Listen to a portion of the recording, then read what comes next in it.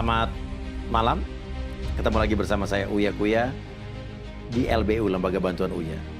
Uya Kuya, anggota Dewan DPR RI terpilih yang akan bekerja di 2024-2029 nanti. Mengingatkan saja, ada Bang Alvin Lim, Mas Alvin Lim. Halo apa kabar? Baik. Ya, dan kali ini sebagai pakar hukum, kita akan mencoba ngajak ngobrol Mas Alvin untuk menganalisa kejanggalan-kejanggalan yang ada di kasus Vina dan Eki Cirebon ini. Iya, boleh. Dan aku sempat lihat pernyataan Mas Alvin ini beberapa kali yang banyak menganalisa kasus ini. Iya. Apa yang janggal dari kasus ini, Mas? Ya, proses hukumnya yang sudah pasti itu sangat janggal. Apa kejanggalan yang paling utama? Paling utama adalah proses hukum ketika mereka menjadikan pertama ada salah diagnosa. Jadi dibilang pertama korban laka lalu lintas. Lalu lintas, kecelakaan. Ya, dibilang korban lalu lintas. Jadi ketika ada orang meninggal itu seharusnya kan Polri itu ada protapnya, Mas. Jadi kayak misalnya mereka ada forensiknya, ada lab forensiknya, ada tim tim untuk olah TKP di situ ya, Inavis namanya, Inavis identification di situ. Nah, seharusnya mereka bisa membedakan antara orang yang meninggal karena lalu lintas dan meninggal karena diperkosa dan dibunuh. Iya. Di situ itu nggak sulit ya? Nggak sulit kalau menurut saya, apalagi polisi tiap kalinya selalu berhubungan dengan penjahat-penjahat kan gitu loh. Jadi mereka bisa lihat misalnya pakaiannya acak-acakan nggak di situ. Kalau namanya diperkosa tuh pasti ada bekas paksaan lah, gitu, baju, celana dalam, baju dalam di situ kan, dan terutama alat kelamin di situ. Jadi itu nggak bisa dibohongin, Mas. Ya, nah ini kok bisa salah diagnosa, itu satu. Terus kedua, pelakunya katanya ada 8, ya, yang ditangkap itu cuma 5 dan diproses hukum. Iya. Nah, anehnya 3-nya lagi dia buat sebuah pernyataan DPO. Nah, ini yang di DPO ini yang sangat amat melanggar protap Polri, Mas. Apa yang melanggar DPO ini? Mas pasti tahu lah yang namanya DPO itu singkatan dari daftar pencarian orang. Iya, ada fotonya, ada identitasnya. Ada fotonya, ada identitasnya. Nah, ini fotonya sama sekali nggak ada. Oke. Dan kalau nggak ada fotonya, protapnya apa? Disketsa, Mas. Iya, harusnya. Harusnya disketsa. Iya, Jadi kita lihatlah kalau di Amerika itu kan orang kan siapa yang ini yang pukul kamu atau siapa yang ini, kan orang nggak tahu kan, dia nggak punya fotonya. Iya, bayangannya sketsa ya. Iya. Oh, rambutnya ikal, kulitnya hitam atau putih gitu. Jadi dia gambar tuh. Ya, nah nanti sketsa itulah yang ditampilkan Untuk sebagai bahan DPO ini, orang ini yang dicari nih. Iya, orang ini yang dicari. Nah, ini tidak ada ciri-ciri yang dia mau tangkap tuh, nggak ada. Ini yang kita bingung, dan nama yang dimasukinnya itu pun juga bukan nama asli tapi nama alias. Jadi orang bingung, Peggy siapa gitu kan. Jadi semua yang Peggy ikut keseret deh. Ikut keseret nanti kan di situ kan. Jadi harusnya kan mereka namanya, kalau mereka mendapatkan nama seseorang sebagai DPO, pasti ada sumbernya, Mas. Iya, nggak mungkin sembarangan. Dari BAP atau bagaimana kan. Nah, masa sih polisi sudah masukin 3 orang, terus dia bilang yang 2-nya lagi fiktif. Iya, tiba-tiba nih, kemarin Tiba-tiba. fiktif gitu ya. Kan aneh kalau dia misalnya itu adalah fiktif, kok kamu nggak tahu dari awal dan kamu masukin ke DPO? Itu sangat-sangat aneh, Mas. Berarti yang itu siapa gitu kan? Oh, berarti alat buktinya, keterangan saksinya itu semua diragukan semua, Mas. Iya. Ya dong, kalau dia bilang, oh yang bunuh si A, ini si ini. Lah kalau dari awal aja dia bilang ada 2 DPO lain lagi terus tiba-tiba fiktif, berarti kan keterangan dia nggak benar nih, yang dia dapetin dari situ. Iya. Nah, itu yang saya permasalahkan di situ. Kalau dari awalnya aja ini sudah nggak benar, ya kan, berarti ini polisi sudah sama sekali nih keluar dari relnya. Keluar jalur di sini. Ya, jadi nggak bisa dia sembarangan bilang orang DPO terus tiba-tiba, oh cuma 1 doang, yang 2-nya lagi nggak ada. Anggap nggak ada. Iya. Nggak bisa seperti dan itu. 3 DPO itu kan dimasukkan ke dalam BAP, dakwaan. Ya, ada yang memindahkan mayat pada saat itu kan. Artinya Betul. kalau DPO itu dihilangkan, mayat itu jalan sendiri nggak mungkin kan? Iya. Dan bayangin aja, Mas, 8 tahun ada DPO 3, nggak pernah diperiksa. Kenapa saya bilang nggak pernah diperiksa dan nggak pernah dicari? Iya. Buktinya ketika ini jadi viral, hitungan hari ketangkep katanya. Peggy Peggy-nya. yang sekarang diragukan juga. Betul. Yang dia mengaku bukan dia gitu kan. Betul. Tapi kan hitungan hari itu langsung udah ada orangnya. 8 tahun ini kemana aja? Nah itu maksud Iya. saya. Padahal kan ada namanya kan. Ada dong. Iya. Dia kalau mau cari seberapa susahnya sih Mas? Ya teroris saja yang jago, nanti ini Harun Masiku yang udah kabur aja. Kalau memang mau ya kan. Bisa harusnya. Sekarang kan hubungan PDIP sama pemerintah nggak begitu bagus ya. Jadi kelihatannya nih ada poin-poin ke sana gitu. Tapi maksudnya kalau ada kemauan, aparat penegak hukum kita tuh pinter Mas. Harun Masiku harusnya bisa ketemu kan? Bisa. Dan juga Hidup atau mati yang ya? 3 itu pun kalau memang ada, harusnya ketemu. Harusnya. Harusnya dong. Kenapa baru pas film viral, Betul. terus rame, viral, tiba-tiba bisa langsung ketemu? Betul. Dan itu juga diragukan, dia apa bukan gitu kan? Nah, selalu dalam hal saya punya pemantauan ya Mas ya. Kalau ada proses polisi yang janggal, yang kita pikir ada mafianya bermain, selalu 2 hal terlibat. Apakah uang atau pejabat yang Kekuasaan. terlibatan di situ? Iya, ada pejabat yang masuk dalam pidana itu, makanya Dalam lingkaran itu ya. makanya dia mau tutupin, atau orang kaya. Yang punya uang. Misalnya pejabat, Iya. anaknya 9 naga, ya bisa dia iniin kan, dia punya duit, nyogok. Ini kalau kita lihat anak-anak jalanan anjal, maksudnya orang-orang yang cuma naik motor. Jadi kita udah coret dulu itu yang masalah duit. Karena kalau udah pembunuhan, duitnya tanggung-tanggung, nggak mungkin bisa dia nyuap polisi. Iya, nggak mungkin. Iya, nggak ada duitnya itu orang-orang ya. Itu. Jadi kalau Iya. ini opini saya ya, karena kan kita melihat nih, setiap kali ada yang nggak benar kasus, oh ternyata disuap polisi atau hakim disuap di situ kan. Atau kalau nggak, oh ternyata ini melibatkan dengan Pejabat. sekjen MA, Iya, itu kayak iya. contoh Gasalba 3 kali Pravidnya dilepasin. Padahal orang yang lain yang sama, itu kasusnya bisa naik, dia kagak naik.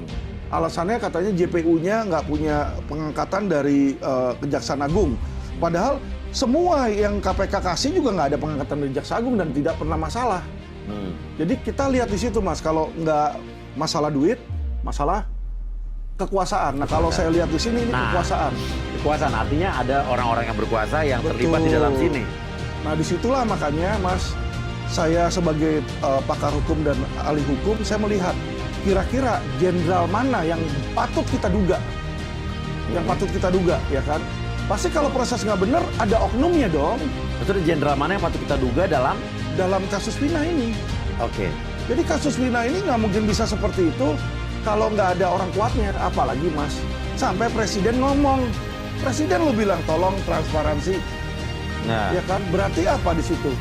Berarti kalau yang lain aja yang biasa-biasa nggak bisa tembus Mas. Dan Ada jenderal oknumnya, mana? jenderal oknum. Cuma tinggal jenderal mana kita nggak tahu iya. di situ. Nah, ya. pertanyaannya, kalau orang besar ini, penguasa ini gitu ya, adalah orang yang terlibat langsung, apa orang yang diminta bantuannya untuk membackup kasus ini? Ya, yang saya bilang tadi bisa jadi yang terlibat adalah saudara atau kerabat dia, makanya di backup, atau dia diminta bantuan juga bisa. Itu kan hipotesisnya di situ. Nah, inilah sebenarnya untuk tidak membiarkan masyarakat bertanya-tanya, Propam itu harus proaktif, Mas. Kita nggak mungkin bisa periksa jenderal, ya kan? Bukannya katanya 2 hari ini Ibtu Rusdiana itu diperiksa Propam?